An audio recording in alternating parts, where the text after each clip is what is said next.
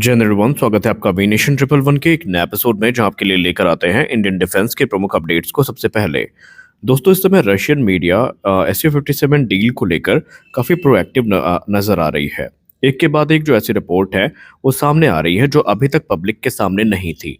हम सब ने कल ही जो रशिया टुडे है उसके रिपोर्ट में देखा कि रूस और भारत SU-57 डील को लेकर जो टेक्निकल स्टेज है यहाँ तक पहुंच चुके हैं और डिस्कशन भी एडवांस स्टेजेस पे है। लेकिन इसी बीच एक नई डिबेट ट्रिगर हुई है कि क्या रशियन SU-57 अमेरिका द्वारा निर्मित F-35 लाइटनिंग 2 की तुलना में ज़्यादा पावरफुल है, और क्यों इस समय ये डिबेट भी चालू है कि जब इसको Indian avionics, Indian mission computer और जो दूसरी टेक्नोलॉजी से इक्विप किया जाएगा तो ये F-35 की तुलना में ज़्यादा घातक भी हो जाएगा। तो आज के इस वीडियो में हम इसकी सत्यता की जांच करेंगे। आइए जानते हैं पहले कि इस मामले की शुरुआत कहाँ से हुई।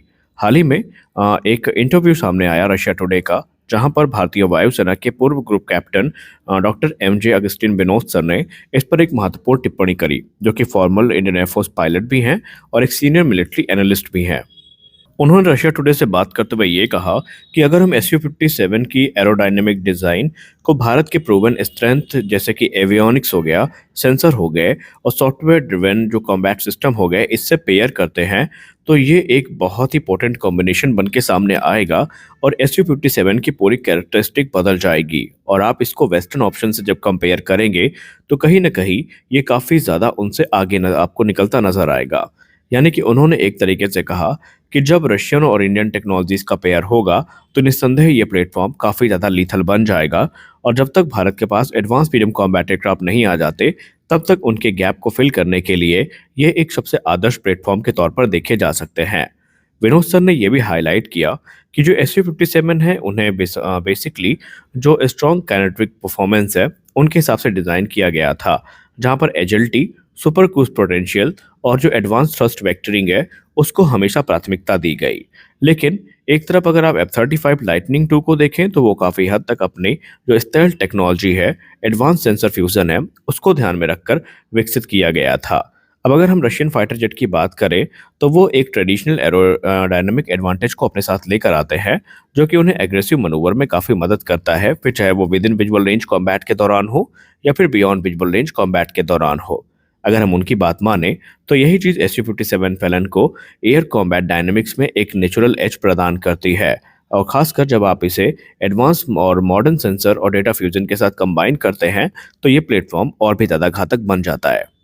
भारत के विषय पर बात करते हुए उन्होंने ये कहा कि जब मैं ऐसा कहता हूं कि इंडियन सेंसर और एवियोनिक्स की मदद से इस एयरक्राफ्ट की परफॉर्मेंस को और ज़्यादा एलिवेट किया जा सकता है, तो उन्होंने इस पर अपना एक तर्क भी रखा।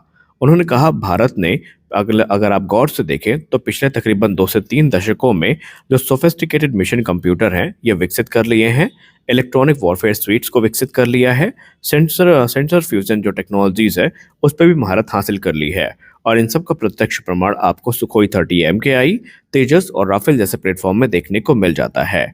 और ये जो सिस्टम है ये हाईली सॉफ्टवेयर डिफाइंड है, जो कि रैपिड अपग्रेड्स को अलाउ करते हैं, कस्टमाइजेशन को अलाउ करते हैं और भारत की ऑपरेशनल डॉक्ट्रिन के हिसाब से ढाले जा सकते हैं। और एक बार आप सोच के देखिए, जब इन्हीं एवियोनिक्स, सेंसर्स और दूसरी टेक्नोलॉजीज को हम SU-57 के एयर फ्रेम में इंटीग्रेट करेंगे तो इसकी कैपेबिलिटी कितने हद तक आगे बढ़ जाएगी। उस दौरान न सिर्फ ये प्लेटफॉर्म हाईली एजाइल होगा बल्कि डिजिटली सुपीरियर भी होगा और बैटलफील्ड इंफॉर्मेशन को ज़्यादा अच्छे से मैनेज भी कर पाएगा। इसीलिए उन्होंने ये तर्क दिया कि ये हाइब्रिड अप्रोच भारत की बहुत सारी समस्याओं का एक निदान हो सकती है, और SU-57 के साथ जो कुछ लिमिटेशन है उनको भी दूर करने में ये मदद कर सकती है। उन्होंने कहा कि अगर आप F-35 को देखें तो ये हाईली अपनी एडवांस स्टेल्थ टेक्नोलॉजी और सेंसर फ्यूजन पर डिपेंडेंट है, और यहाँ पर जो डिफरेंट डिज़ाइन फिलॉसफी है उसको यूज़ किया गया था, जहाँ पर स्टेल्थ को जो ज़्यादा प्राथमिकता है वो दी गई थी बनिस्बत इसके कि इसमें हमें रॉ एरोडायनेमिक परफॉर्मेंस देखने को मिले। वहीं दूसरी तरफ SU-57 को जो एजिलिटी और काइनेटिक एनर्जी है उसको ध्यान में रखकर विकसित किया गया था, और भारत को जब SU-57 का एक्सेस मिल ही रहा है और अगर आप उसमें इंडियन डेवलप्ड एवियोनिक्स और मिशन कंप्यूटर या सॉफ्टवेयर को इंटीग्रेट करेंगे तो आप देखेंगे कि स्टेल्थ के साथ साथ जो सुपीरियर टेक्नोलॉजी का कॉम्बिनेशन है ये इस प्लेटफॉर्म की जो कायाकल्प है उसको करने के लिए पूर्णतया सक्षम होगा। यानी स्पष्ट है कि SU-57 को लेकर अगर हम आमतौर पर देखें तो बातचीत अब काफ़ी आगे जा चुकी है, लेकिन फिर भी हमें डील के लिए थोड़ा सब्र रखना होगा और देखना होगा कि आगे चल के सिनेरियोज कैसे बनते हैं। क्या आप इनकी बात से सहमत हैं? अगर सहमत हैं तो हमें अवश्य बताएं। अब आइए हम पॉसिबिलिटीज़ की बात कर लेते हैं कि क्या पॉसिबिलिटीज़ बन सकती हैं। दोस्तों, इस समय ऐसा कहना कि SU-57 नहीं आएंगे ये भी गलत होगी, और SU-57 आ ही रहे हैं ये कहना जल्दबाजी होगी, क्योंकि अगर हम सिनेरियो को देखें तो जिस प्रकार से अगर हम मीडिया तक भी सीमित रहते तो एक बार बात समझ में आती कि अभी इसमें कुछ संशय की स्थिति बनी हुई है। लेकिन अगर यूनाइटेड एयरक्राफ्ट कॉरपोरेशन सामने से आकर ये क्लेम करती है कि हम भारत के साथ टेक्निकल स्टेजेस पे हैं बातचीत के, तो मामला वाकई काफ़ी आगे निकल चुका है। और ये बात हम नहीं बोल रहे हैं, ये बात भारत के तमाम सीनियर डिफेंस एनालिस्ट बोल रहे हैं। सबका यही मानना है कि अमेरिका अभी हमसे तकरीबन 1 दशक की दूरी पर है, और जिस प्रकार के थ्रेट हमारे सामने हैं, जिस प्रकार के करंट सिनेरियोज हमारे सामने हैं, हमारे पास हर उस अवेलेबल ऑप्शन को देखना ज़रूरी है जो हमें कम से कम समय में मिल सकते हैं। रूस ने अपने प्रस्ताव को ज़्यादा आकर्षक बनाने के लिए ये भी कह दिया कि अगर भारत तत्काल तौर पर SU-57 चाहता है तो उसके लिए भी प्रोविज़न ऐड किए गए हैं। उन्होंने कहा कि हम भारत के सामने एक दरवाज़ा खोल चुके हैं पहले ही, जहां पर हमने ऑफ द शेल्फ परचेज की बात भी कही है। यानी आपको 1 से 2 स्क्वाड्रन जो बने बनाए एयरक्राफ्ट हैं उनकी दे दी जाएगी, और बाकी के जो एयरक्राफ्ट हैं ये भारत में बनाए जाएंगे। लेकिन इसी स्टेटमेंट में एक और चीज़ है जो छुपी हुई है। अब जाहिर सी बात है, अगर उन्होंने ऐसा कहा है तो फिर वो एक बड़े नंबर को इमेजिन करके चल रहे हैं। यहाँ पर फिर बात जो 50 से 60 एयरक्राफ्ट है उनकी नहीं हो रही है, और यही चीज़ें काफ़ी कंसर्न का विषय हैं, क्योंकि भारतीय वायुसेना के अभी तक जो भी बयान सामने आए हैं उसमें वो इसे एक आंतरिक समाधान के तौर पर देखते हैं, जबकि रूस इसका फुल फ्लेज प्रोडक्शन ही चाहता है।